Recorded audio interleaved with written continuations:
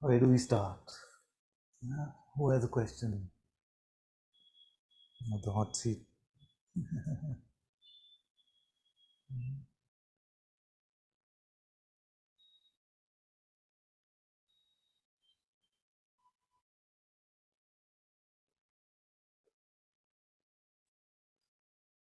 It's going to be like this? Yes. Yes. As long as you don't topple.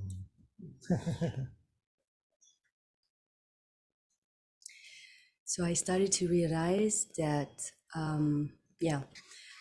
I thought that they were personal and unpersonal thoughts, and that unpersonal thoughts were not bothering me, so to speak, as long as they were practical and wouldn't involve me. But I realized that they involve me. Yes. Actually, you were talking about the coconut is green. Yes. And it's very difficult. I know it's a thought, but It's very difficult it's very to do what? To not get engaged in the movie as soon as it starts. So yeah, sometimes I just, I just click to kind of get out of the movie, but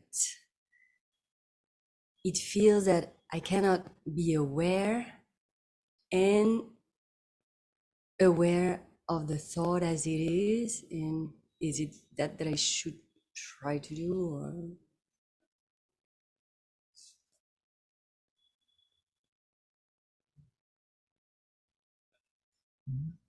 So let's set some context, no, before we jump into that question, because this is the primary question, the key question. So for most in the world, God is a notion, just an idea. So what can you do with the notion? You can either say, I believe, or you can say that, no, it's nonsense. You see, with the notion, these are the things you can do. You can say, I believe, or you can say, no, I don't believe. You see, so for most in the world, God is a notion which can be believed or not believed. You see, and very, very few come to a point where it becomes beyond just a notion. God becomes something that you can actually discover, and not just discover, but you can live in the light of that presence. So congratulations firstly that you're in this camp, hopefully, where God is not just notional and therefore not dependent on your opinion about whether you believe or you disbelieve. It is as apparent or more apparent than the fact that there is a body, that you are sitting. It is very, very obvious through your insight that God is a reality. Now, that reality can become apparent only when we have gone beyond the limiting structures of the mind. Only when we have gone beyond the intellect judgment, the yes and no, and the interpretation that is constantly happening. Yes? So, let's presume that when you're conceptually empty, you live in the insight of God's reality, of the Atma's presence. Do we have to presume this, or can you confirm this? Yeah, I can confirm. You can confirm this. Now, my experiment to all of you was that try to keep this reality of Atma, of the Sadguru presence within, try to keep it apparent while you get into the hypnosis of any thought pattern, and that hypnosis happens through belief. See what happens to the insight of the presence within you then you buy into the notions of limitation from your mind. So I can say that, for instance, thoughts come often in a form of an image, okay? So instantly the attention goes to the image. Yes. And so that image, if there's an image, is like this image. Yeah. And attention can go on this image. So what happened? So suddenly, seemingly, the presence is With veiled. attention? With attention? Just with attention being switched out, what happens? To the presence? In my experience, right now? Yeah. Yes.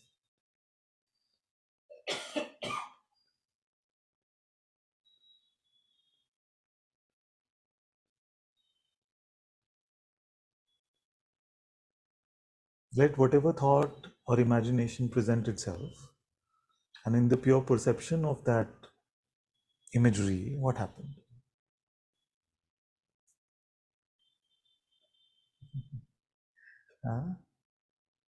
So let's flip it, okay?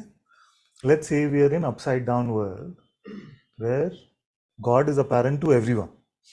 Everyone has found this God, but now everybody is just living in God, and they bought into the idea that it's too peaceful, it is too joyful, it's too boring. You need some excitement, some drama, something personal, you see. So now you're one of those people who've come to reverse satsang. You're saying, I'm just too peaceful. There's too much God everywhere. There is no ego left. Everything is happening through God's grace. It's so apparent. But I want some excitement, some fun, some drama. You see, most importantly, drama. So how do I do it? How do I make my life feel full of guilt, pride, resentment, remorse, all of this drama? I have to take a So do it and show me. Okay. All of us. Don't worry, I'll pull you back out if you get too involved. So that could be. So let's go really slowly. Right now. Empty of everything, just naturally. You're empty. There is no trouble. You don't even know your name in this instant. So without name and form, there is no trouble. You see, all perceptions can happen naturally. Now, how do you create trouble? So a thought, just the identity pops up. Identity pops up. Show me how. So there must be some identity which pops up. Yeah? Can we confirm identity pops up? Oh God. God is here. God is here. Is the identity that we're asking about. So, oh identity, not oh God. Okay. I am someone. That is just. So when we were empty, that someone was here? No. No. Then what happened? Just slowly, slow motion. Yeah, you're on the right track. Keep going. It could start with an interaction with someone. Okay? Interaction. Okay, interaction is happening. Then what happened? And let's say you're making fun of me or something. Still haven't got this. Yeah. Then. And so it lands. It lands where? It lands here. Yeah. How? So you still haven't got this. How many years in satsang? Exactly. Yeah? Or so what happened to it? These were words. Actually, then what happened? Yeah, not even an interaction. Like an interaction with myself. Like how to do it? You're still believing in your thoughts. So the thought comes. Yeah. Saying you're still believing in your thoughts. Yeah. And automatically identity is there. Oh my God. I'm a poor disciple and I'm a poor disciple. Yeah. And I've been in satsang so long. Yeah, and I I will spent never so much get money, it spend tickets and come here. in And this country and in this city. country with Come so on. much pollution, all of this stuff. Don't expect them to be hospitable after that. Yeah. Identity is popping up. No, I'm laughing with them. That's what you hope at least. Okay, so what happened? So these thoughts come. Then what happens? So depressed. I'm so depressed. I'm in a loop. The thought is saying I'm so depressed, or you're saying you're so depressed? I get a feeling that You got the feeling. yes. The feeling is the trouble. So the feeling came. Yeah, The because feeling the is what? belief in the thought creates some sadness, some Okay, frustration. so where did we come to belief from? So okay, let's start again. Fresh, empty, empty, empty. Now, create trouble. Okay.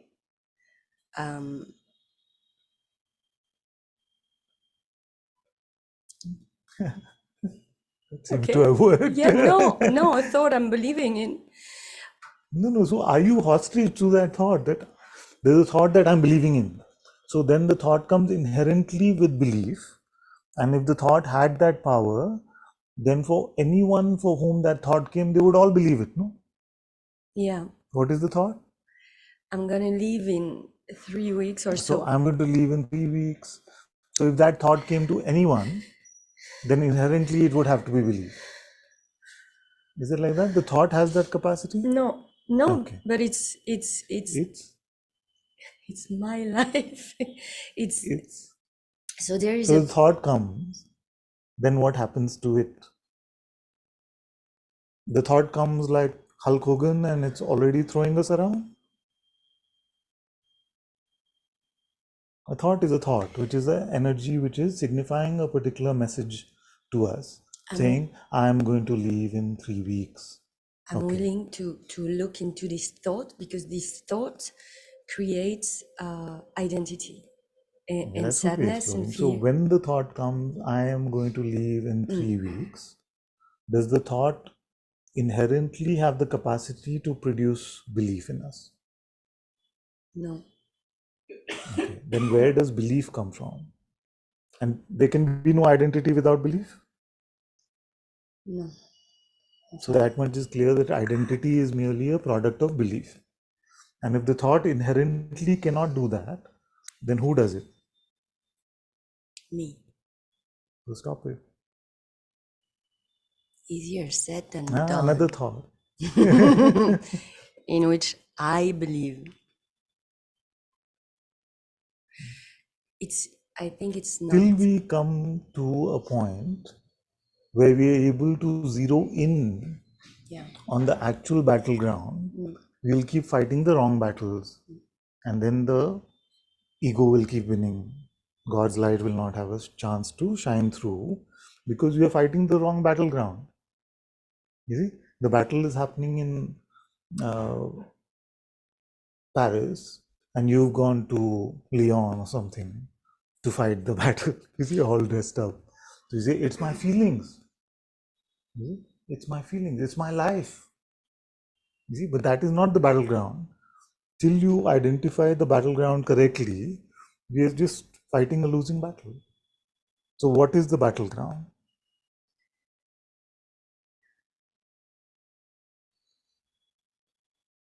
I have to see that this only is a thought.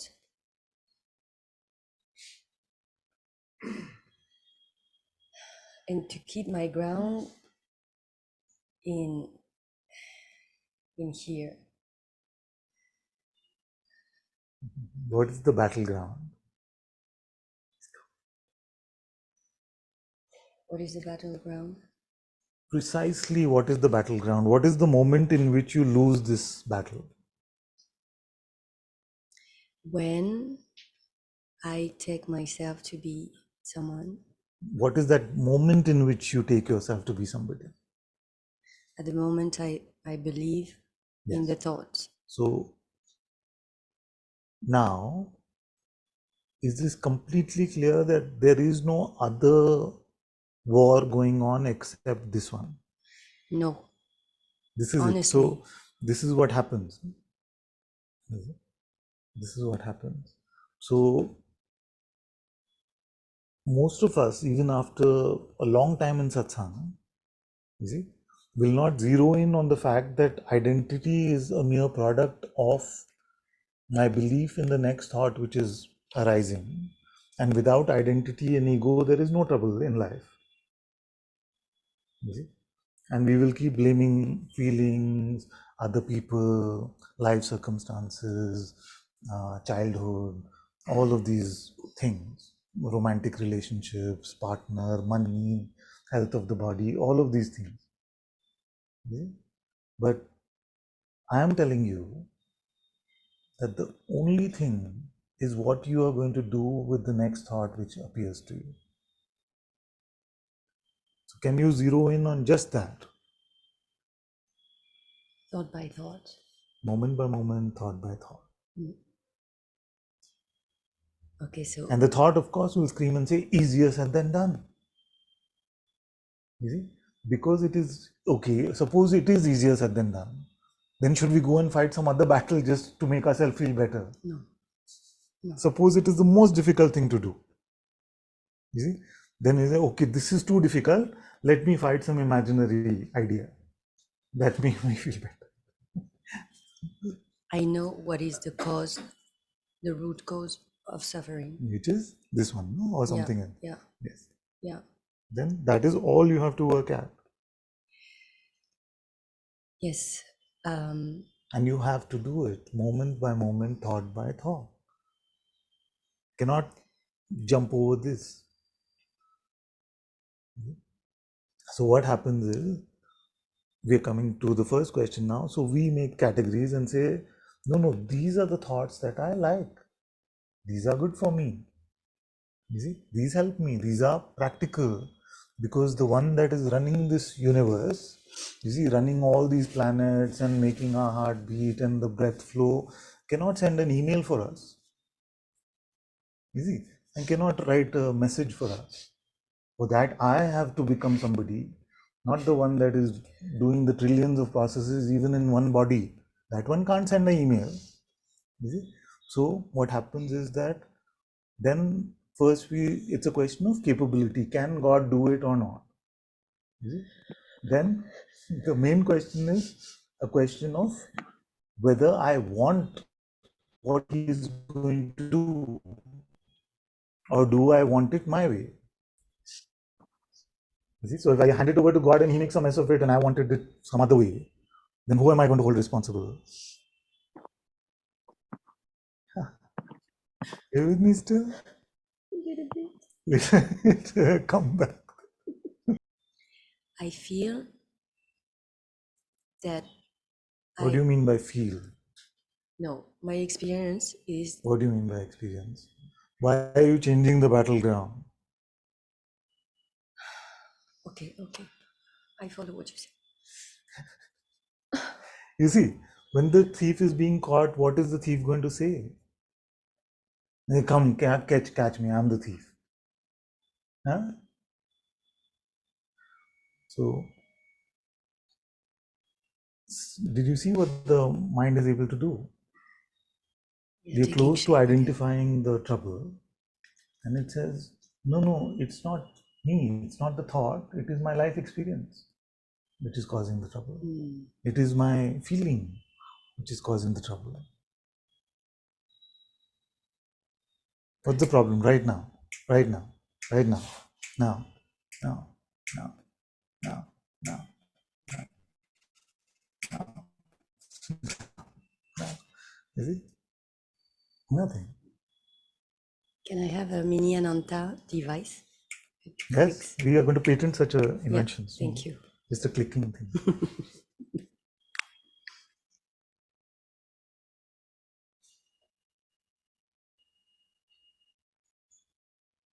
Is God real or no? I feel like fundamentally it boils down to that. If God is going to be just a notion, if God is just going to be a feel-good device, if God is just going to be a genie which will make our wishes come true, if God is just going to be a figment of our imagination, then none of this is going to help, because the mind will find a way to sell you on something which seems more valuable in the moment than God himself. And it's not, for many of you who've been in satsang, it's no longer a question of belief. It has to be now a question of insight.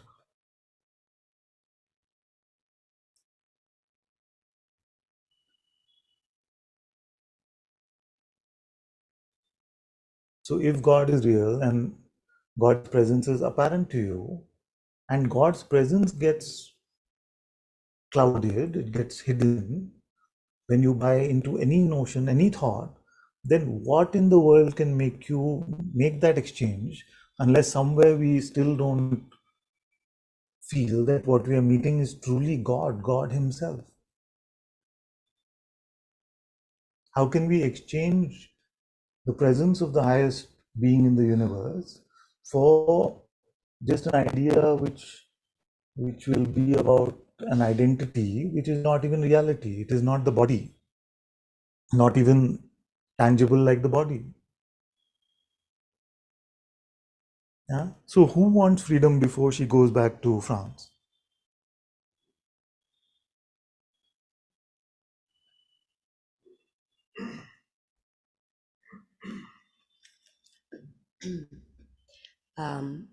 A believed identity.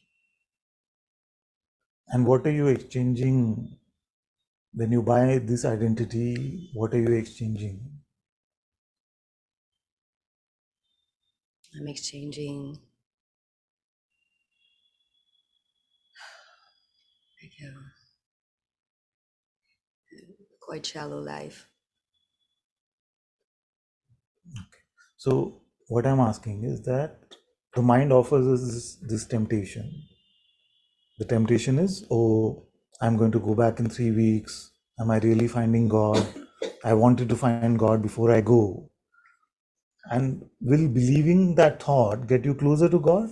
No. What will? Not believing in the thought. And remaining empty, because as I say in every satsang, the lane is too narrow. The lane is too narrow. There is room either for God or for me. You see, until spirituality remains an endeavor for me to get something, including get God, then the lane is already filled with me. No? There is no room for God.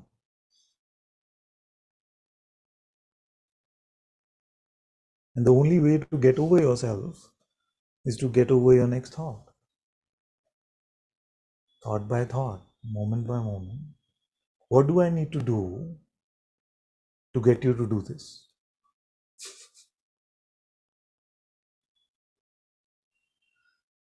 It's like a super simple message. Yes. There's one thing Yes. you ask I've of given us. you one job. One job. Yes. What do I do to get you to do it? Yeah. I don't know. Do it as if your life depended on it. Because there is nothing else that your life depends on. Do you want to lead this whole life as if you're a bundle of food and then die?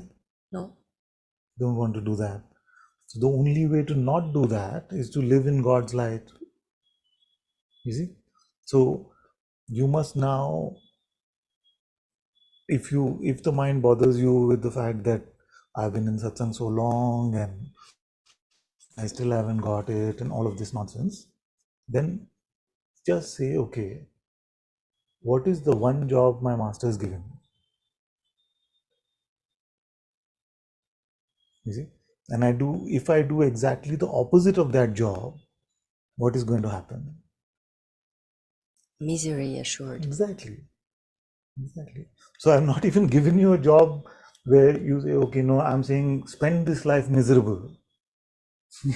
Many can say that, spend this life, many ideas of sadhus and renunciates and all of that in the mind is the idea that we have to spend this life miserable and then we will get eternal happiness. But I'm not even saying that. I'm saying spend this life empty of the false self, and naturally what happens is that there's joy, there's happiness, there's peace. You see? So spend this life happily, you see, and let go of the false one and live in God's light. So there is no downside. There is no downside, except it seems like a downside to say that I don't get exactly what I want. You see? If you didn't want anything at all, which thought can tempt you?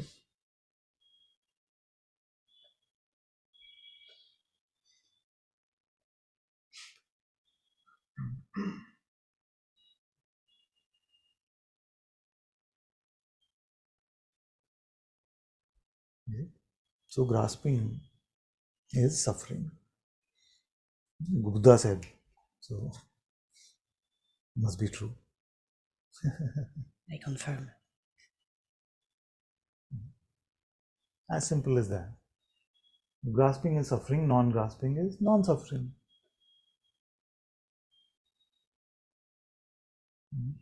So is this grasping? Is this grasping? Is this grasping? What is grasping? Is to take shape, to Yes. to How to think do that it? I am doing it. How? Um, How to grasp? What can we grasp at? Can we grasp with our attention? And try as you might, you can't grasp. It's just we have to perceiving. believe. We have to believe. Yes. Can we have a? So how do you function? You have thoughts, right? Yes. But you don't believe that Yes. there's I don't someone. believe what they're saying. You don't believe what they're saying. What?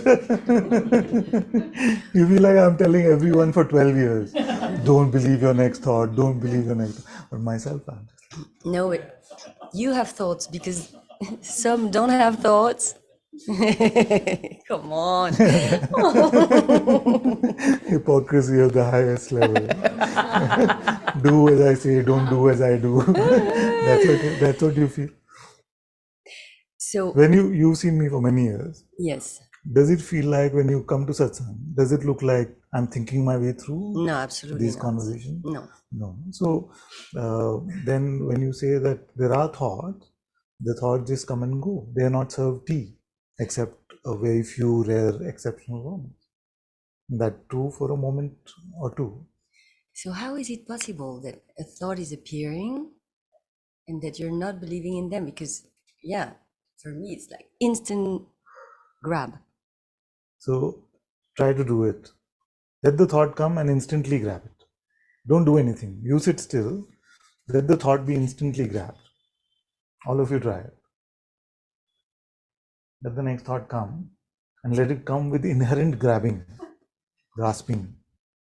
Okay, a thought. Yeah, a thought came. Grabbed also? Yeah. Thought was I have no thought. Thought came like that. Yeah. And what happened? Just like because it came, you grabbed it. Another thought came. Don't laugh. The one who is the culprit has also had that thought in the past.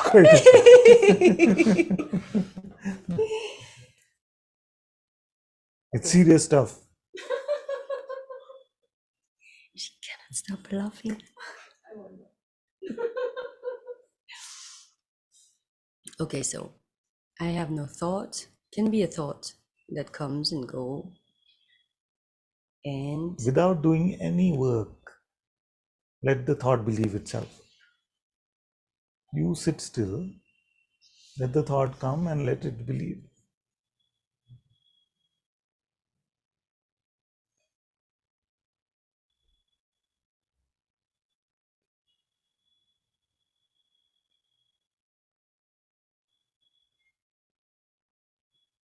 I want to meet a thought which has so much power.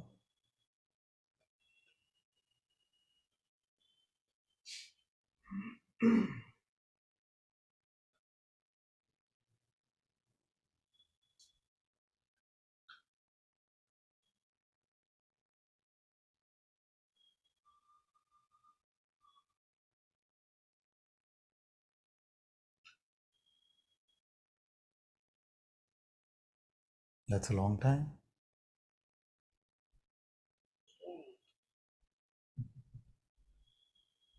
Okay, so this is to zero in on the right battleground. Because what can happen is otherwise we keep changing it. We keep saying, oh, it's my feeling, it's my life, it's my where I am, whether I'm in satsang or not, all these ideas. It's as simple as that. How to remain in the no mind. See, this has been given glamorous names, no, in spirituality. Remain in the unborn, remain in the no mind. So we've learned all of these things, but we don't do it. Maybe it is because how it is sold also. Only a rare one will come to the no mind. And in no mind, the truth will be found. The no mind is a question of now. Now. In fact, every moment you're in the no mind. It's what you do after that.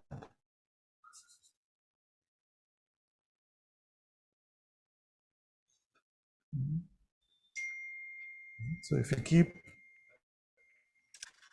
buying into the notion from the thought, saying that the thought itself is automatically believed, then my sharing is worthless.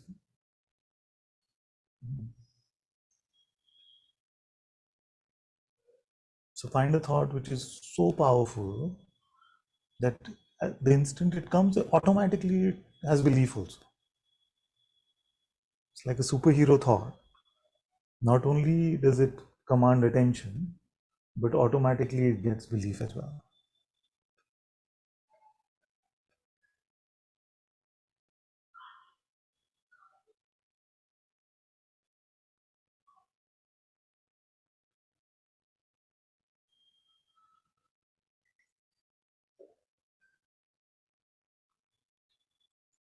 Yeah, it's like they are all trying to keep me small with a problem, with a goal to attain. Yes, now this is intuitive or Yeah, this is thought? yeah. It's like, I'm here. Very good. So now what happens is that most of us will buy an idea that without a thought, how am I supposed to function? It's easy for him to say, he mustn't be having a job, or he must be just sitting and sharing satsang and having some, inheritance or something like that, so he doesn't have to worry. But we have a job, we have family. How can I function like this? Isn't that the fear that comes for most of us? If without a thought, I'll just be a vegetable. Yeah? For many of us, it can come like that. So, is there an alternative guide, an alternative way to live a life which is not stupid and dumb as the mind would have us believe? Yes, And what is that alternative? it's presence. So, that inner presence is called the Sadguru presence for a reason. The Sadguru is our highest guide.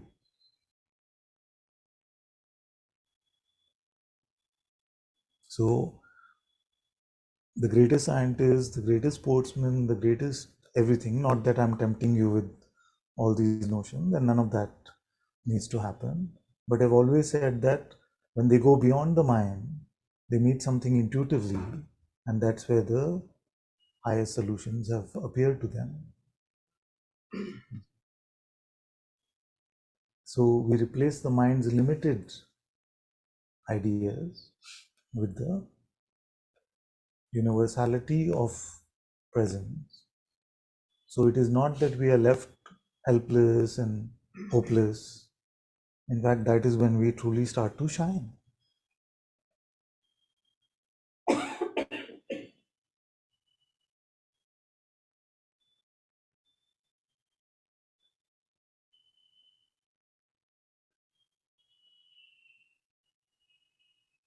After coming to Satsang, and some of you have been here for years, have you found yourself more vegetative, Yes. closed? Or are you finding yourself more alive?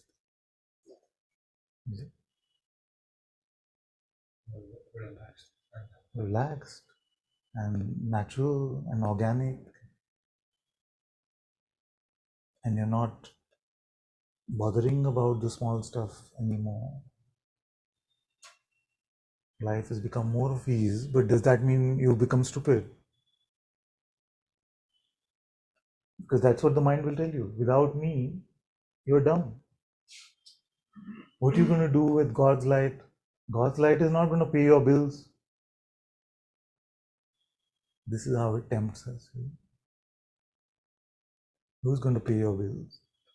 If you don't get your next heartbeat, are you going to pay your bills?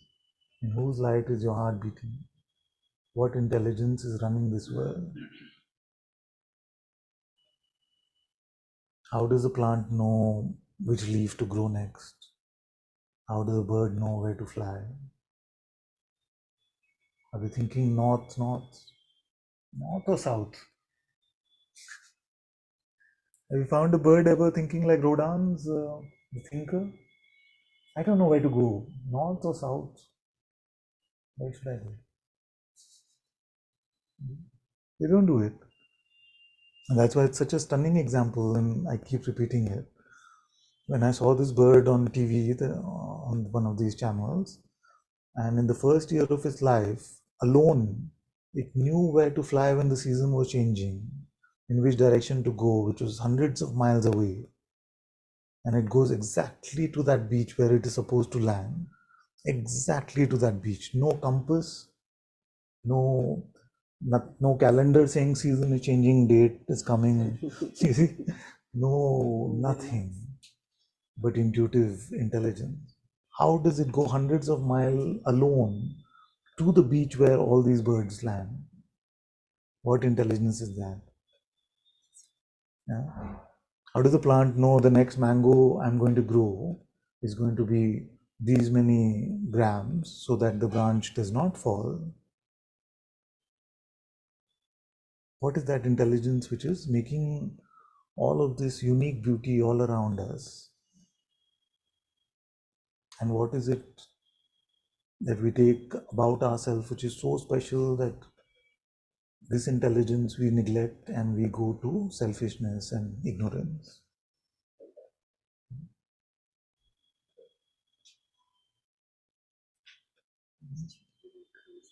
And why is it that those who let go of this, remain in the unborn, remain in the no mind, why is it that we put up their photographs all over these places? Why do we call them guru? Why do we read their books hundreds of years later, thousands of years? We're still reading the Upanishads from thousands of years ago. There's no scientific book that we are reading from thousands of years. There's no book on philosophy that we're reading from thousands of years. What is it about this intuitive knowledge which is timeless?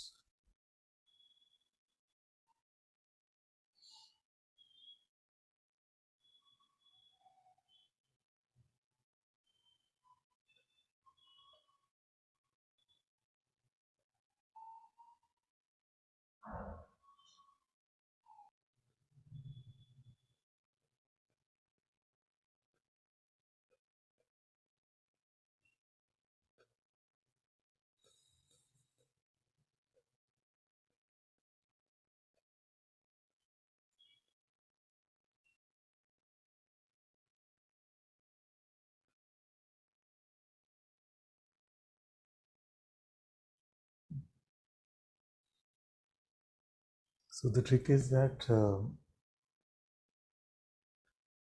most of you, you will not say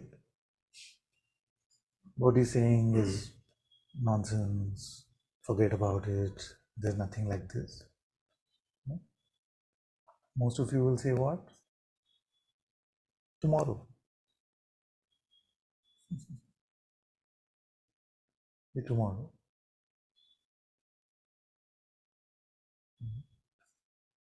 Like I was half jokingly saying that my son has never said no to me, but he's always said tomorrow. So I say, get this done. Yes, yes. When? Tomorrow. And tomorrow is tomorrow. Tomorrow is tomorrow.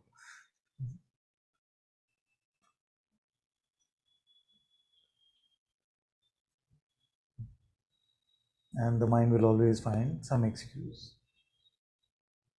For some it will say I'm too young, for some it will say I'm too old, for some it will say I have too much to do, for some it will say I have nothing to do, I have to find a job first. Some it will say whatever,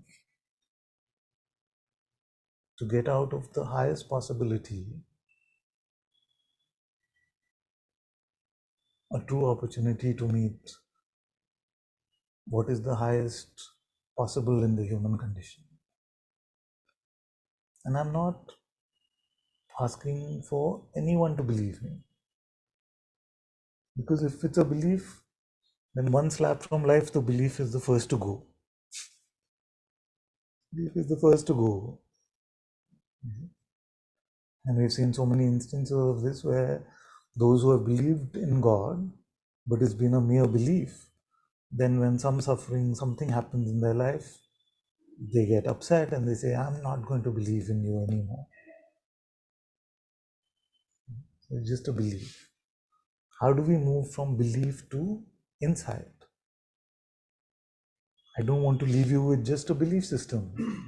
You have enough belief systems, and to create a belief system, you just need to read a book. Is it possible to come to a true meeting? And now I have told you that it is possible.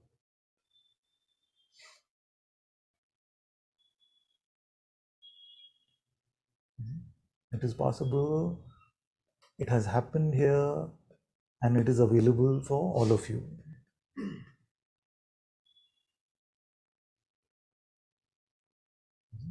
Now I've told you this. You know, I've spoken about this. Now your response can be, he's a fraud, forget it. Is it? It is fine, but try to prove it. Second is that he's got some vested interest. He wants my money, he wants some physical relationship, he wants something. And some of you have seen me for 12 years, and most of you will, all of you will hopefully say that none of this is true. So he doesn't want anything also. So then you can say, okay, he's a madman. He doesn't want anything, he's not a fraud, but clearly he's got some psychosis. Clearly there's something wrong with him. Yeah? He's saying all this absurd stuff. All of this must be some medical condition. Yeah. Yeah. You can make that sort of conclusion. Or you can say that I met this strange man who's telling me all these things, and he's saying it's possible for me, while this body is still warm, to come to the same insight.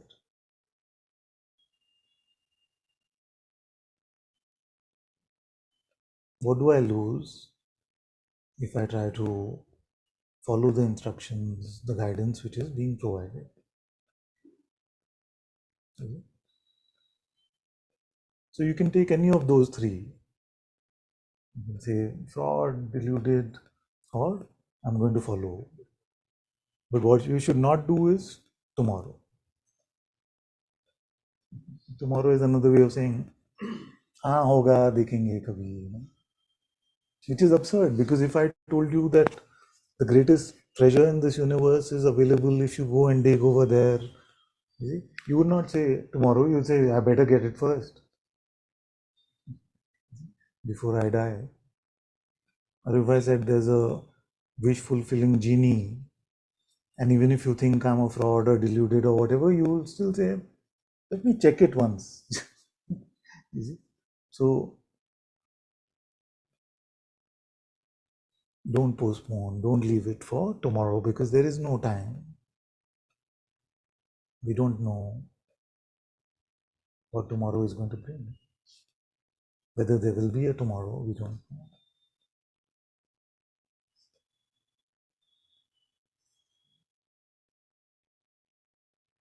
So postponing is not an acceptable answer. Any of the other three is okay. You may say, something is wrong about you, I don't like you, I don't want to follow you, seem very suspicious. Okay, fine.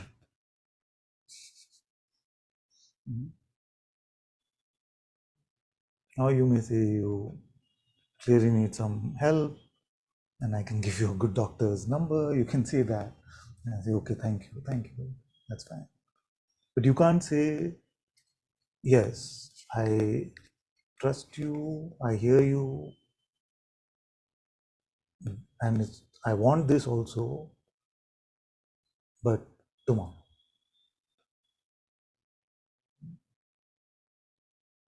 Especially because I'm not asking you to change a single thing about your life externally.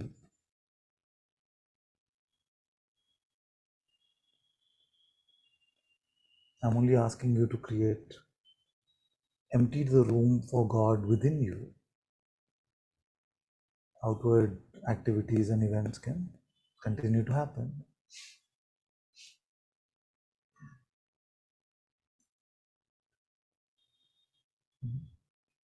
That is a risk you have to take.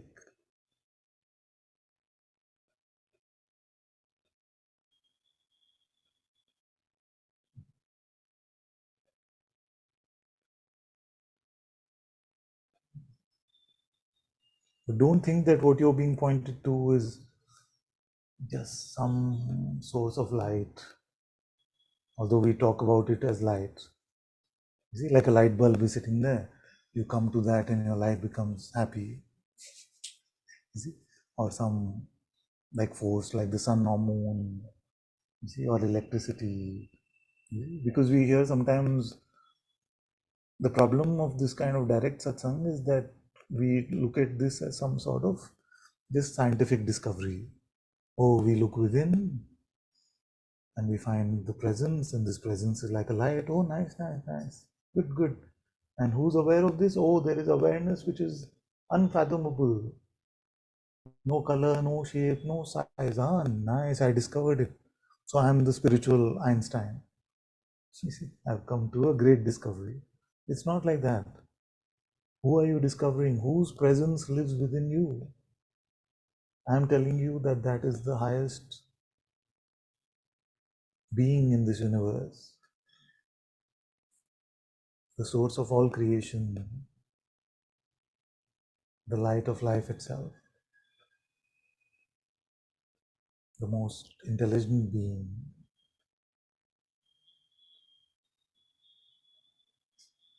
the most loving guide, the true Sadguru is within yourself. The greatest secret has been hidden in plain sight.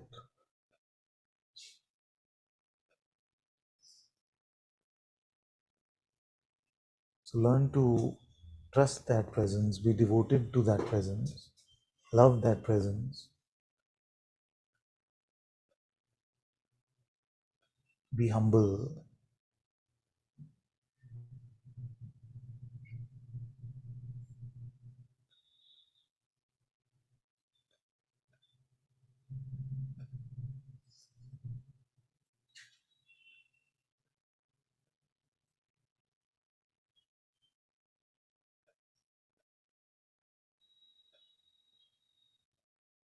and don't waste your time with nonsensical things.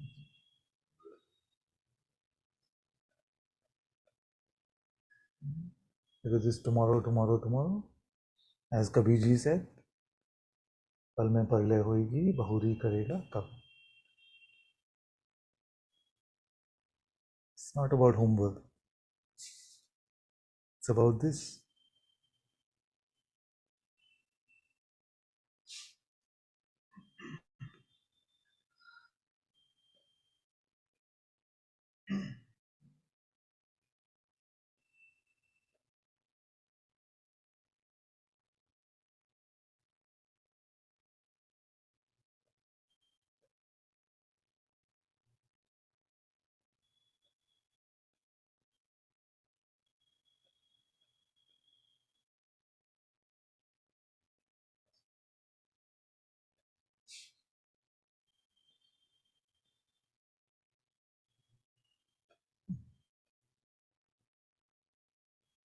Don't be caught up in your own pride, your own ignorance.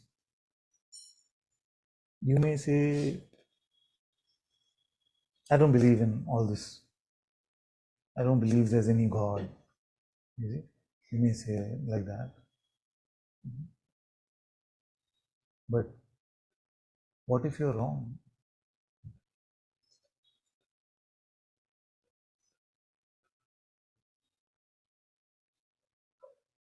And if you have concluded to yourself that you just cannot be wrong, then how can we meet?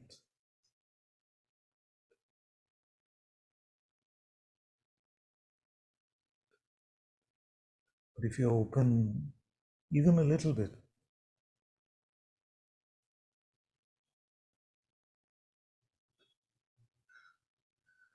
then it is possible to come to this.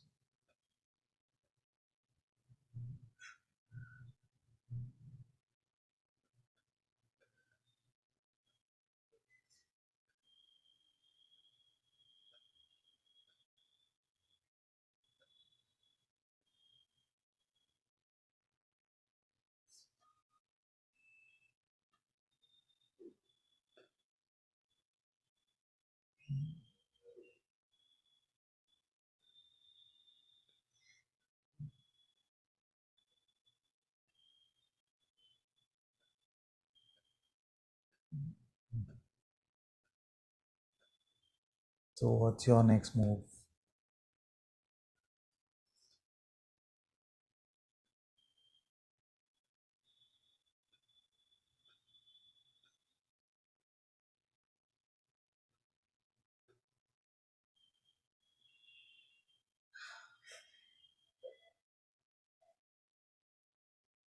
You can return to the safety of your concepts. You can return to the safety, seeming safety of your individuality, seeming safety of taking yourself to be a body. But you know that this is all ephemeral. How long will it last? Or you can take a risk of coming to the unknown, of becoming an explorer with an open mind to seek reality.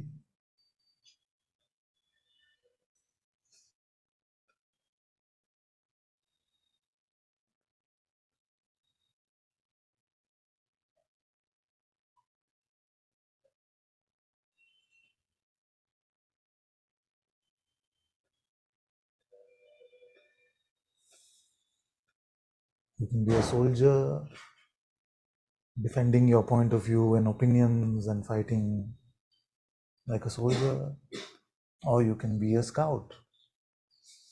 You know what a scout is? When a war starts, then the scouts are sent out. Go find out what's happening in the north. Go find out what's happening in the west, east, south. So these scouts go everywhere and say, all quiet, all quiet. Oh, some troops are coming over there. So you can be a soldier who then is sent later to defend. I'm right, I'll show you, I'm right. See? Or you can be a scout. What's going on? What's really going on? See? So the mind wants to make a soldier out of you. In everything, it's about attack and defense, attack and defense. I agree, I disagree, I agree, I disagree. Nobody cares. But I agree or disagree. Nobody cares. Does anybody really care? Nobody. And yet whole life you spend playing this game. Right, wrong, right, wrong. And then when you die, what happens to all these beautiful opinions you collected? Zero. Or you met this strange one who's saying that there's a different life possible, an eternal life which is beyond birth and death.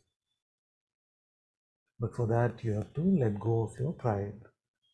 You have to be open. You have to move away from soldier to scout.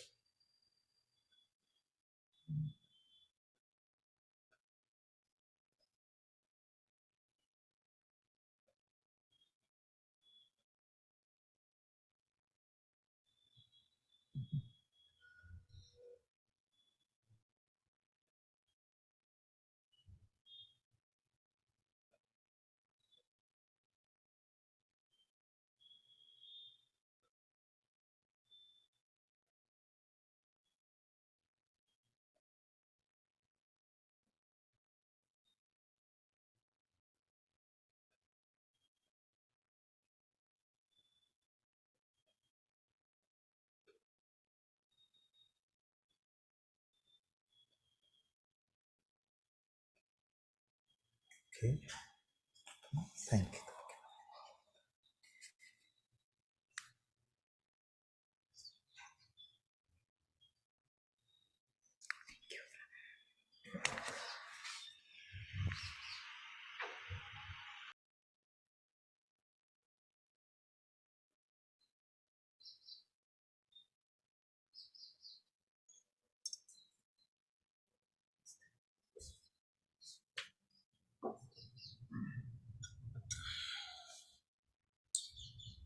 I'm just picking up where Atma, you were asking, how does the belief in thought arise? So, for example, I look at the watch and I say, the thought comes that I'm going to be late. Yes. And I believe it. Yes. And I don't question that believing. Yes. And then the day goes on with many such examples. Yes. So, what I'm trying to express is this whole believing thought is very insidious. It begins with something as simple as I'm getting late. And because of that belief, I end up doing things that seemingly need to be done. Okay. Yeah. You feel like belief in thought leads to action. So, okay, let's look at it this way. If like I am going to leave here at 7:10, right? You believe. I believe. Yeah. Because I've come in with that belief because there is something waiting for me on the other side. Yeah. But I'm not carrying it through the whole 2-3 hours. It's there somewhere planted. At around 6:50, it'll happen. The thought will come and life will go on. There's no suffering in that. Yeah.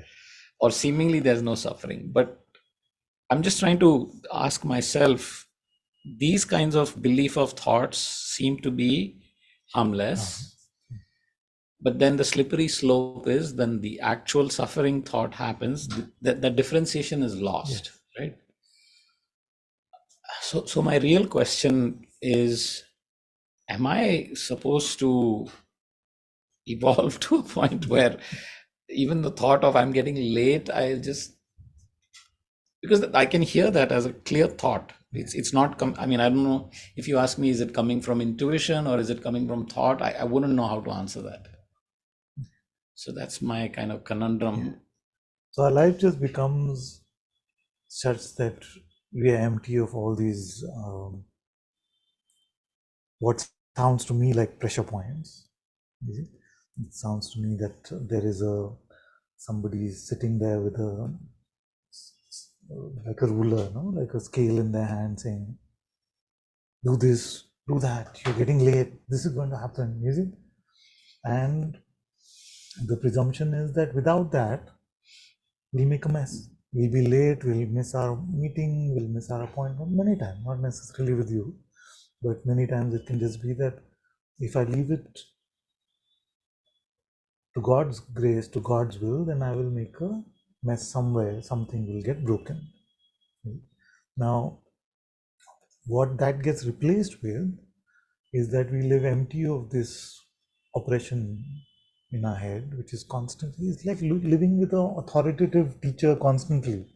You see? It's just like, do this, do this, do this, don't do this, this is right, this is wrong, he is right, he is wrong, he is right. You see? So that, I have some memory of living like that. And it seemed like hell, I have to tell you. Not that I'm saying that this is how you're there, but I remember that my life used to be like that, where this authoritative voice in my head used to feel like it is my voice. I am saying it is helpful for me, you see, but it was just a very stifled way to live. So what does that get replaced with? It gets replaced with God's will. And God's will means that we are empty moment to moment. And while we remain empty, then just like these words are arising from the heart without prior thought or concluding whether this is the right thing to say or right thing to do, is just unfold in this way. The same way our life also unfolds in this way. So you look at the time at 7 o'clock, your feet start moving. Okay? That is to live in God's presence, the simple, in the unborn. And sages like Master Banke have told us that all things are perfectly resolved in the unborn. You see? All things are perfectly resolved in the unborn. And what does he mean by all things? He's not talking about godly things, because godly things are always resolved. You see? So he's giving us the reassurance, because we are worried about worldly things, that everything in the world is perfectly resolved in the unborn. But remember that perfectly resolved doesn't mean according to our mind's idea of what it should be. It's not a cheat code to fulfill our mind's wishes. So these things are perfectly resolved in the unborn. So as we learn to live in the unborn, in no mind, then something behind the hand will naturally move to pick up the glass, to drink. I didn't have to think, okay, now I need to drink, I must be thirsty. This unfolds.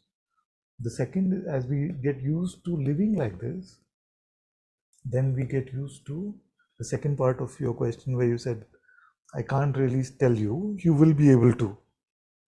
You will be able to tell me whether the guidance was received in the heart or whether it was just conceptual. So one tip I have for you is that in the perception itself, you see, there is as much intelligence as you need is available in the perception, but if your heart is guiding you, then you can trust that even more than the perception. So Father, I think maybe I am taking you too literally, and that's causing my confusion. I'll tell you the core of the confusion is looking at the watch, thought comes, hey, it's time to go. Then another voice says, no, you can wait 10 more minutes. And there's no suffering there. So if you asked me, is that intuition? Both those things is, I would honestly report that as it's intuition. The voice telling me it's going to be 7, the voice also saying, oh, it's okay, another 5 minutes. Yes. I don't feel any resistance in that. Yes. But you can report it is intuition when you can confirm that myself is apparent to me. So where I'm getting hung up when I'm saying I'm taking you too literally, I think, which is the core of my question, is just because I detected the thought that, hey, you're getting late, I'm taking it literally, or because the thought has come, and Father says once thought comes and you're believing it, you're doomed already. You're doomed, I say. I've said that. It's a quotable quote. You know what I'm saying, right? I'm dramatizing it, No, but it's okay. that is the core of my confusion. Maybe I'm taking you too literally, and it doesn't have to be like that. So let me clarify Yeah. this. This is a very good point. So Yeah. what happens when we believe a thought? For that moment or for that time frame, we get caught up in the limited notion of our individuality, therefore us being an object within time and space and all of those things. And then what happens? The next moment comes. And the next moment is a fresh start. We are never doomed. Every moment is a fresh start. No, I don't want to get hung up on the doom part. I'm talking about the fact that the thought what arose. happens is that when we get into, did I buy that thought or was I really open? And this is similar to what we spoke about last time. That analysis is not important. What is only important is now. Because that somewhere is linked to our idea of progress, doing it right, Yeah. living truly openly, truly living in the unborn. But that itself becomes the only speck of dust that we have left in many ones who are seeking reality. This itself become. So what is the approach that I am suggesting? So 5 minutes back, this thing happened. You're not able to confirm whether it was head or heart. Forget about it. Right now, live in the heart. Don't have to at all have this tracking spreadsheet and what happened then. Did I do it right? Did I do it wrong? No. Now, you see, because what will happen is that in thinking about whether you ate the right stuff for breakfast, you see, you're going to spoil your lunch. So in this moment, if you think about not thinking and whether we were thinking earlier, you see, and of course the mind is saying, this is the only way you will improve. This is the only way you'll stop yourself when needed. No, that is not the only way. The only way is now. I'm telling you that your dream has just started. This dream has just started. Of course, when the dream starts, we can still report and say, oh, I came from my house. My name is this. You see? But the past is as relevant as that.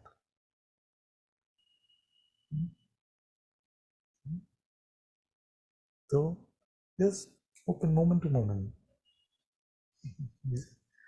And to live in God's will is to just let it unfold.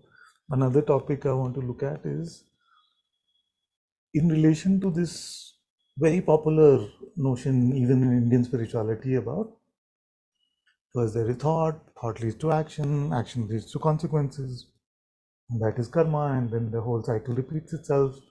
You see? In the Yoga Vasishtha, it is said that the crow flies, it lands on the branch of the coconut tree. The coconut falls. In the mind, it will seem like because the bird landed on the branch, that's why the coconut fell. But who can confirm that? So if you want to look at the cause of anything, we can only say the cause is consciousness itself.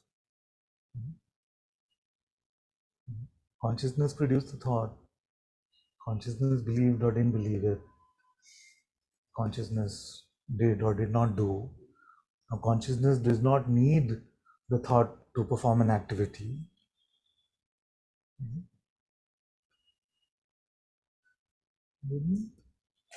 The second thing I want to thank you, and it's more of a report, is she's going to leave in 2 days, and No, yeah. So How many usually semesters does she have to go? she's 1 more year. 1 year. So usually I'm getting to be quite miserable by this time. Same, I'm joining that club. But this time something interesting has happened, that comes in that fear voice that comes about missing her is now saying, oh, missing will happen, rather than I will miss her. And I'm finding massive relief in not having to deal with the I will miss her. It's like missing will happen, and it'll happen, and we'll see. Like you said, I think curiosity is happening, and we'll see what happens. Yes, it's more of a wonder. Yeah, so that valence of that I is big relief. So thank you for that. Yeah.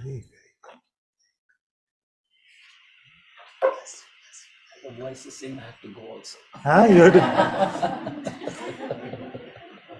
Can the voice move the body? Let the voice move the body. I have to go. Till God provides the life force, it cannot move. My being wants to go. Your being's had enough. You going today?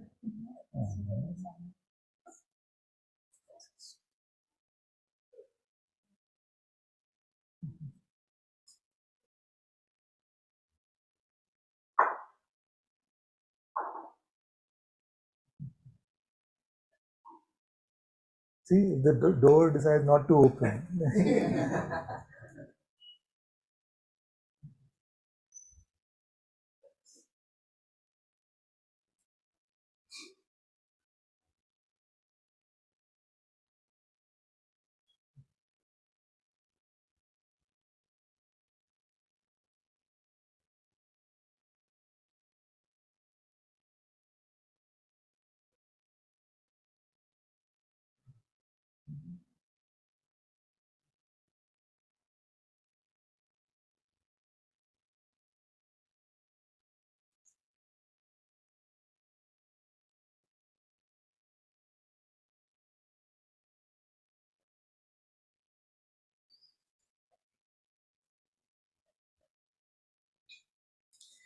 This is in connection with what we just talked. Yes. So in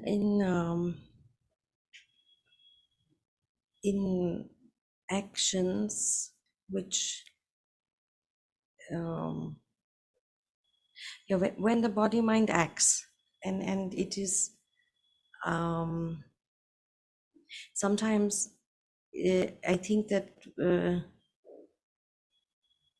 if I have gone back on an action and wondered if I have said or done the right thing, have I upset someone, have I pleased someone, then I know I was off the connection. Yes. But sometimes I can, and if I'm in it, then it's not that everything is very loving and nice what's coming. I can really yell at someone, Yeah. and then I don't think about it for a minute, as maybe that was not in connection with. Is that sort of? Let's start from the very basics. So when we talk about my action or body mind acting, is it? So that's why I often start like this, saying, "Is this a doing or a happening? Is this a doing or a happening? What is it? This is a happening? Yeah, this. This is a doing. So how is the doing different from a happening? Intuitive Yeah. action. So doing implies what? Yeah, doing implies. So if this was a cloud floating in the sky, you would say cloud is floating. You need the mic. You need the mic again. Yeah, so this implies some agency, some volition, isn't it? Now, the thing to explore is, if this is agency and volition versus a cloud passing in the skies, no agency, no volition. No, then whose agency could this be? That is the difference between doing and happening, isn't it? Yeah. That there is agency, that there is choice, there is volition. Is it? Now, now this will make it trivial, but can a non-existent one have volition? That which doesn't exist, the cat sitting here, is it going to meow or is it going to run? Yeah. It's an absurd question because there is no such cat. In the same way, the doing of the non-existent one can be called what? It's not at all. No, it doesn't exist. It's absurdity because the protagonist doesn't exist. Is it? So first we have to identify whether there is such an agent in the first place. Is it? And if there is such an agent, let's produce that one. Where is that one? Is it? Then we may come to a point, and this may be going really far, but I'm going to seed this in. So we say, okay, there is no agent, therefore all this is happening. These words are happening, the listening is happening, we may come to that point. You see? But for happening, what do we need? We need change, you see? We need time, we need space. So there will come a point soon where you will recognize that change, time, space are also notional categories of the mind. You see? And therefore, like Papaji, you may say at one point that nothing has even ever really happened. So many of us feel like, I want to get to this point where, like Papaji, He said, nothing has ever really happened. How can I see that? But when you see that time and space are just notional, then that is the only way in which we can come to that point. So usually it moves from the end of the notion of doing, and it's not just the notion of doing, but notice that it's the end of most trouble. The end of most trouble. Oh, what is most trouble in life? Why did you do this to me? I shouldn't have done that. Oh, I am so great, I did that. So it's all do everywhere. So once that is, if not completely dropped, at least relaxed a great bit, then most of this pride, guilt, remorse, regret, all this stuff is out of our life, you see, which is already a great blessing. But we come to a point where the doingness is dropped away, and then we come to a point where even the happeningness is dropped away. Yeah.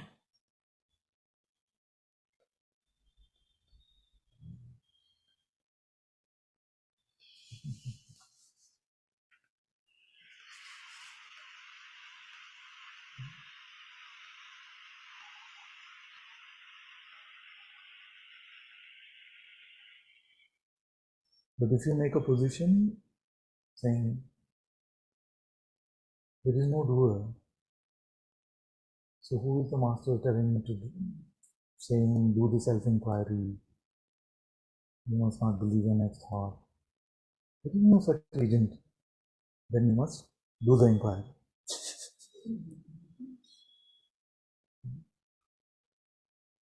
Don't expect linearity.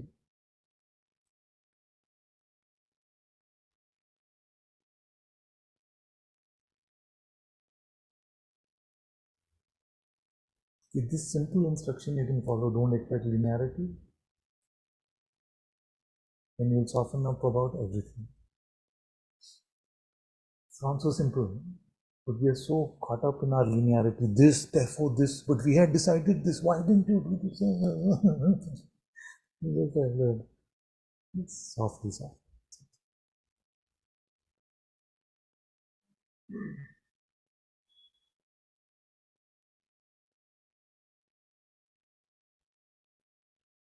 That's why I love the Buddhist concept of the fifth.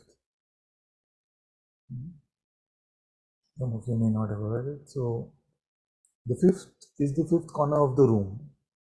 The first corner of the room is yes, therefore true. Second corner of the room is no, therefore false. And most of Western logic systems are based on two corners in the room. Something can either be true or false. Something either yes or no. How can it be anything else? But in the Eastern systems, in the East, and this I'm taking credit for the East rarely, but but this is true that it was not that linear. So what used to happen is that something could be both true and false, or neither true nor false. So both true and false is the third corner of the room, neither true nor false is the fourth corner of the room. So this is as far as our intellect can proceed. So many times when the Buddha was asked question,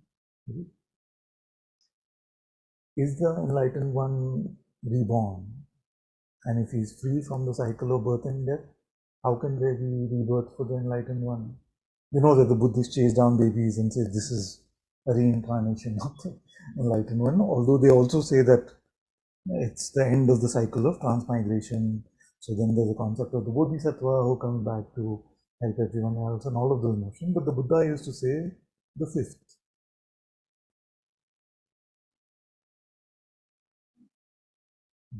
The first was true, the second was false, the third was both true and false, the fourth was neither true nor false. What is the fifth? That is where our mind cannot go, as much as we force it.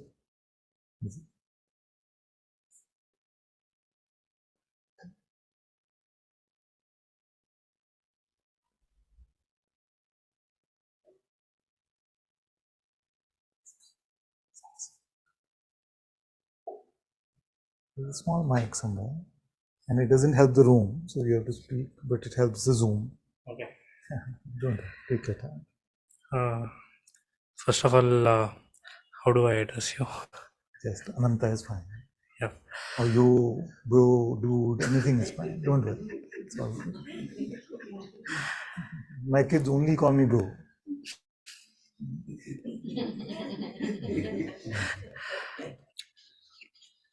So basically, this particular even frameable question to ask did occur to me here, listening to few of the things, as well as whatever basic information and understanding was I. So today I wish to ask you, is the knowledge about action and consequences a sin?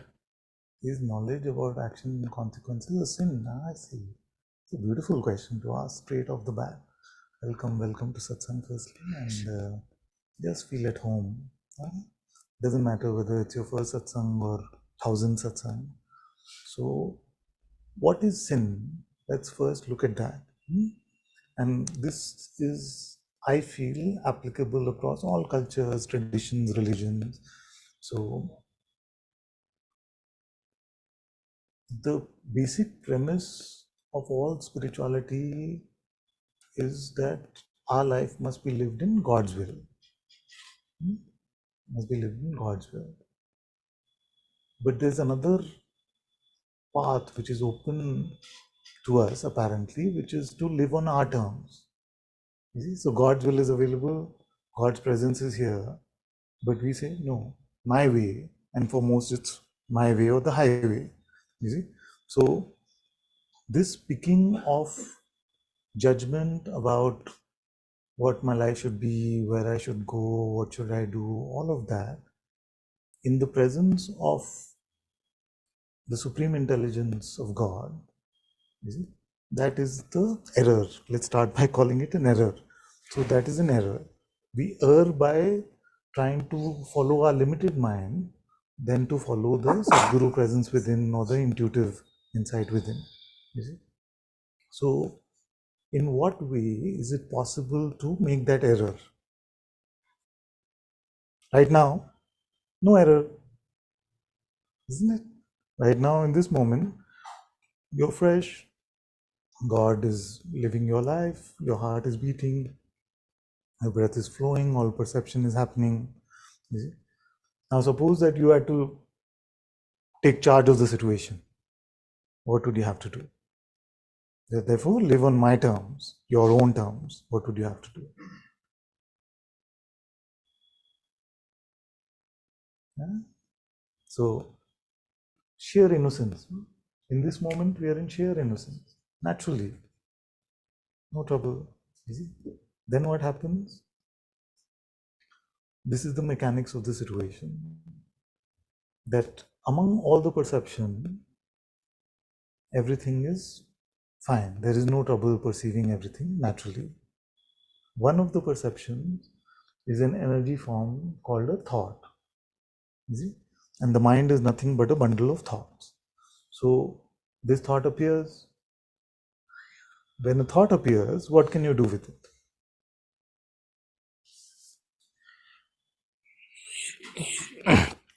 Either take an action when feel it is unactionable, or just leave it around where doesn't make sense to take an action. So let's look at this action thing once again. To move your hand, what do you have to do? I know it will sound absurd, just humor me. To move your hand, what do you have to do? How do you move your hand? You say, I move it here, like this, move. You see? But the scientists tell us that to move your hand, neurons have to fire in the brain, the nerves have to get activated. You see, the nervous system has to move. Now, do you know how to fire a neuron? You don't know. Then how do you take that action? You see? So in actuality, we don't even know how to move a finger, and we claim so much action in life.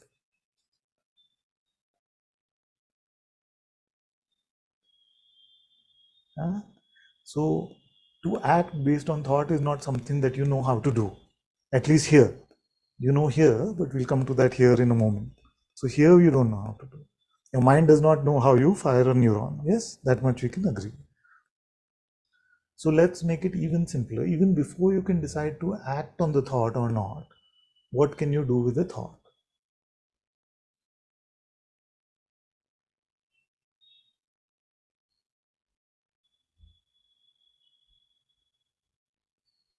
A thought is coming.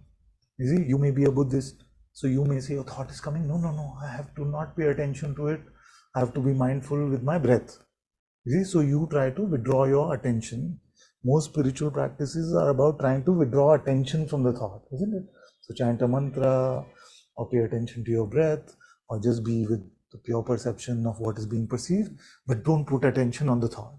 So the first thing you can do with the thought is to give it attention or not. You see? Now, attention is called a crazy monkey. You see? Because I tell you, don't think of a banana. Attention brings banana. You see? So it doesn't matter whether you say don't or do, attention goes there. So the more you think, I won't pay attention to a thought, the more difficult it becomes. You see? So if the thought says, if you've decided, I will not think about that girl, or that person, or whatever, then more and more that thought will come. More and more that thought will come. So in this way, attention seems very difficult. You see? But what else can you do with a thought? And that is the master key to everything that I'm saying. You see? So I told you, don't give your attention to a banana, banana comes. But I say, don't believe that you're a banana. That's easy. You see? So when the Zen master said, leave your front door and back door open, thoughts are visitors, let them come and let them go, don't serve them tea. This is what they were saying. Because to notice the thoughts as visitors means attention is already on them. Without attention, you would not notice the visitor. But what is the process of serving them tea? You see, the process of serving them tea is to buy into the narrative, to buy into the story. You see, so to live storylessly, as you may have heard in spirituality, is only possible when we are not giving belief, not identifying with the thought. You see, that is to not serve them tea. So you become like the porter at the airport who's used to picking up thoughts from the conveyor belt of the mind and taking them to be yours. You now become somebody who's retired from that job. Whatever bags are coming, they can come. They can come. What happens? Can you suffer now? Try to suffer without picking up a thought. Not possible. So this suffering problem which everybody is dealing with in the world, you see, is over.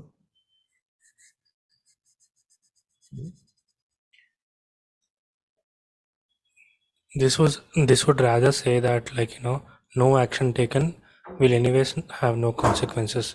Yeah, But it wouldn't be the same every time. But yes. where, like, But notice that I did not say don't act. You see? So action can happen independent of thought. You see? Like right now, you may be nodding, you may be doing some other action, but it may happen without you thinking about it. Like you did like that. Did you say, Acha, now I'll put my hand like this and sit back? You did not think, no? So how did that action happen? Are you saying nod your head, nod your head? Not saying that.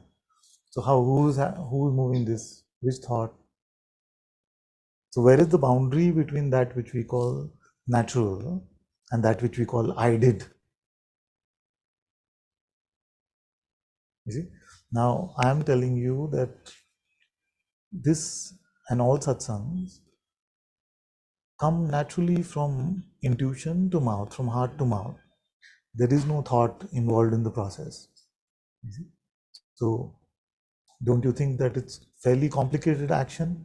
Because otherwise the mind will say, oh, simple actions can happen without thought, but really difficult ones, you see. So to share satsang with all of you for so long. It just happened from the heart. I have no idea what is going to be said next. In fact, I'm hearing like you're hearing. You see what comes from this mouth. You see? So who does this action? Yeah. So who is the owner of? Yes. So the first step is the end of identification, the end of grasping is the end of suffering. Then you can say, okay, what is reality? And if God is reality, how can I find God? So my answer to that is try to stop being. So what is it that Try to I stop. can do? Yeah, try to stop being. Don't be. No, like, when the genuinest of actions are like, any happenings is happening without my control or without my thoughtful action, then was it even there for me to do?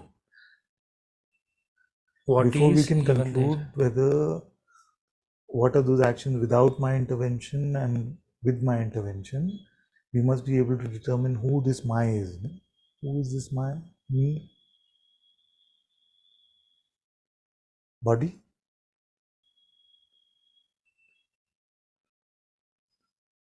Somewhere we don't like that, no? I'm not just a body. The body is just food. I'm not food. Yeah? And we don't like the concept of death. The body is going to die, but somewhere even those who are atheists, they write on Facebook and all I've seen, they write, if they hear of somebody passing, they write rest in peace. Rest in peace. Everybody writes. So who are they wishing?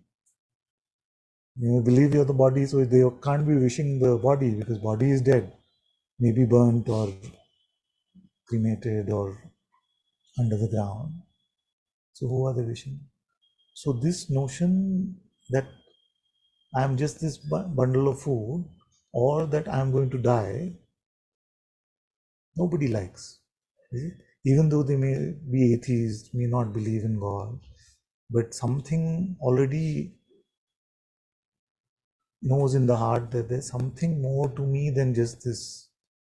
Is it? So let's look at it another way. Who is the one that comes to satsang? Because there is nothing here for the body.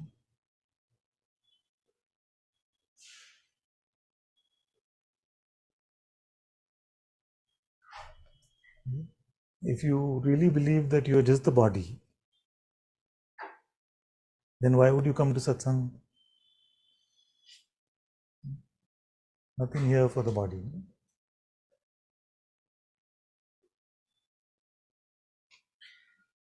That longing will be there, like, then who is experiencing that longing? Again, no answer. Yes. So we come to satsang to find that answer. But I'm who telling is you finding that that answer? yes, you will find who is finding that answer. Is it? What is the way in which you will not find it? You will not find it in perception and in thought. Now, is there another mode of knowledge?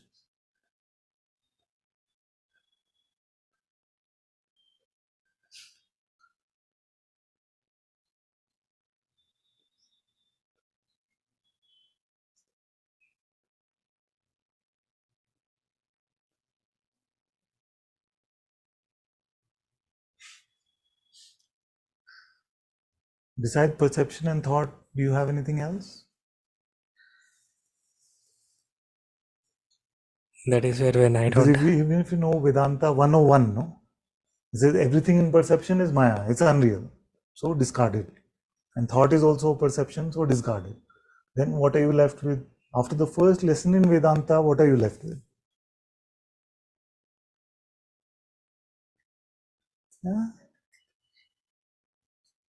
What is it that knows about unconditional love?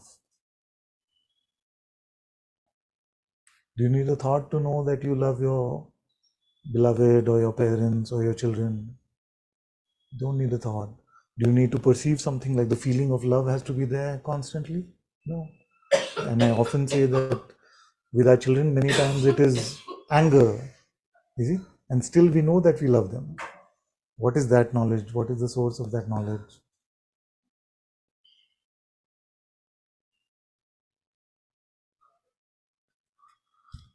That is intuitive insight.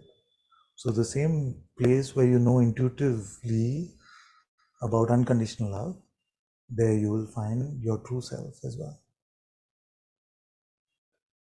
So you cannot do it through perception and by thought. When you leave reliance on these modes of knowledge, then the flowering of intuitive insight will happen, and the presence of God and the absolute realization of the self can happen intuitively.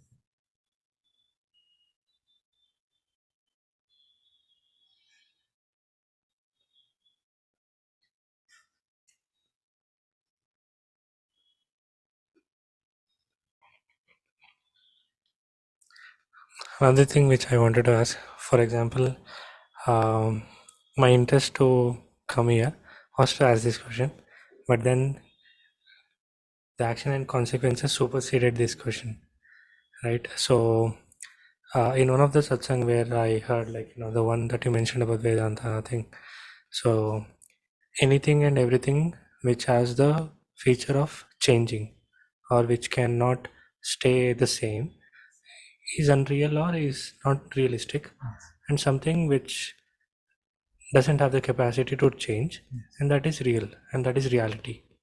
And now find, like, what is reality then? Find the unchanging one. Yeah. So in fact, one of the Swamijis, he just said this to find, and he left. Constantly thinking like half an hour, how do I find, what do I do? And then I just started striking down everything that I can identify. Yes. Everything that I have learned or know something. Yes. Because everything of such kind has a capacity to change. Yes. Then how long can I do this? How many more I can identify? The time when I cease to identify anything, I do not have anything to negate.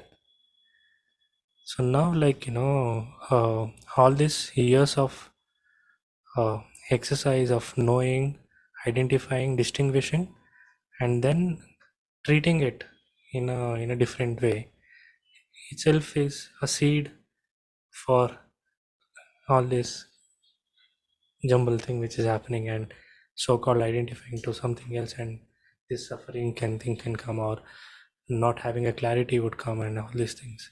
So now basically I wanted to ask is, So how these do opposites are in the mind intellect, isn't it? I'm saying drop both opposites. What remains? so my problem is I'm not able to drop, I'm not able to de-identify, de-distinguish. How are you trying to not identify? What are you feeling at? I don't know what to do or how to do, and that Yeah. inability is like, Yes. Now, okay, I'll tell you the opposite. Identify without believing any thought. Your job is to identify. Get identified. Do it. You're too free. You're too free. Now your job is to get identified. Do it. I can't have to put something into it. You did, no? What did you do? A thought came. I can't. You bought it. So that is called identification. Don't do that. Without that, identify. Just keep looking at me. Now identify. Ah.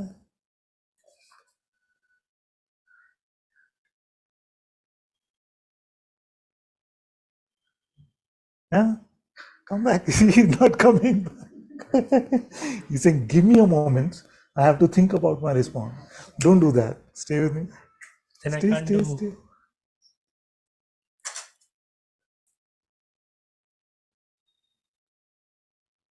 In this case, there is no thought, so I can't identify. Even if the thought comes, let it come, let it go.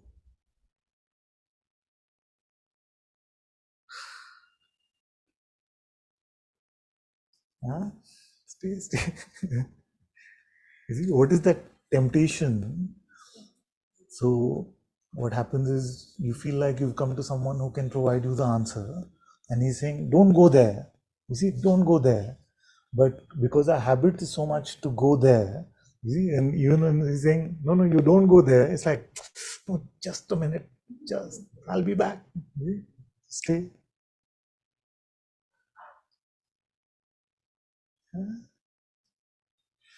What happens? Some fear comes? No fear. Stay.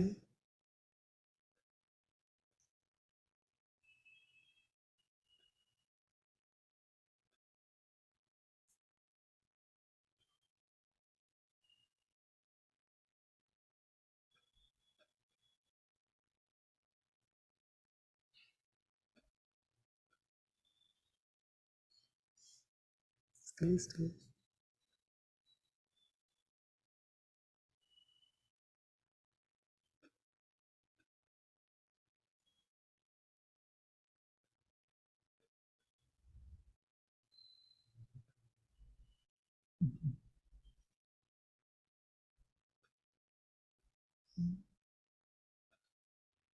That's it. He said you can't de-identify. You did. Don't go back. Don't make conclusions. Yeah. It'll be tempting to make conclusions. Eh? No, stay empty. Stay empty. Empty. It's a habit, I know. But this is the way to just disengage. What fell away? What of value was dropped when you were not buying the thoughts? Nothing. You're still breathing. The body was functioning fine. Everything is natural.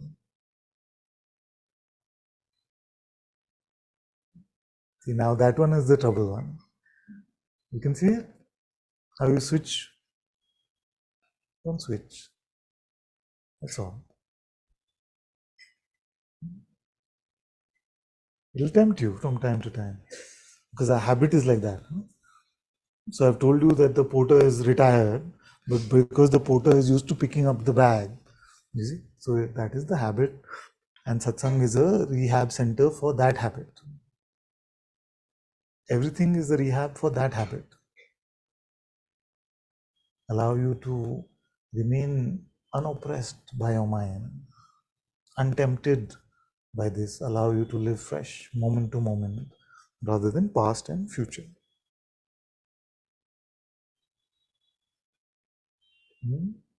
It's not important what it is saying, even now. Now I go with an understanding probably Don't that go with any understanding. Just be empty.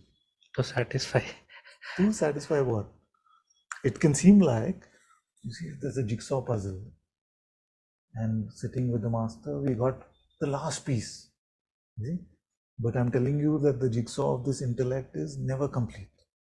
It's a leaky roof. You patch up one side, another question will start. So today's conclusions, even your spiritual conclusions, will be tomorrow's confusion. Break that cycle.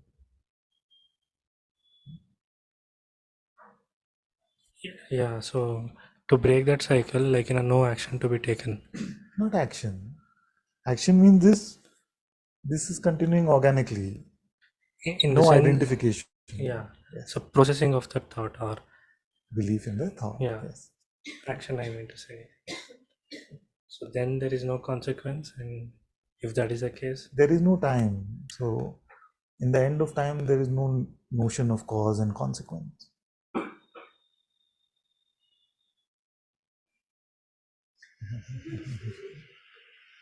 It's good for the first time. Very, very good.